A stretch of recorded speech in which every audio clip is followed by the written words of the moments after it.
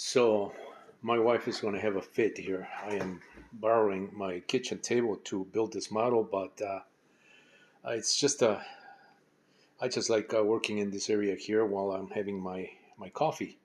Some of the tools that I've been employing in assembling this uh, 2S LiPo RC Ultralight. This is a new one. The other one's there. Actually, that has a blue, aqua blue covering, but it's probably showing in green here. This one is a green and blue lettering. Newer build. And so these are the parts that I employ here. These are the 3D printed pieces. You can see this is just a spare one that I printed. Some of the connectors that I use for making this model. And, sometimes you have to clean those parts, 3D printed parts. And I use this little tool here that it's just a little drill that drills, to the particular size of the rods that I'm employing here, so that the parts fit a little bit better.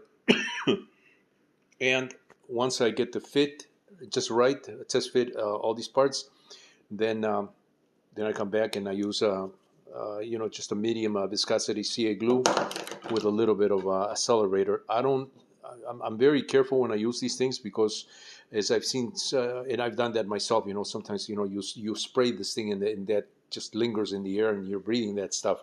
So what I do instead is I use a toothpick to grab just a little bit of that the solution. I use stuff like this. This is from a cap from a water bottle that can hold the glue, and so I dip the rods in there, or I just use a glue stick to grab that and kind of apply the glue to the parts that I'm assembling. Once I test fit all the pieces, once I make sure that that's done all, that's it fits right, and I press the parts just precisely into the connectors, because sometimes if you press one part halfway into the connector and you don't do the same thing in a symmetrical assembly, you're going to have a skewed assembly.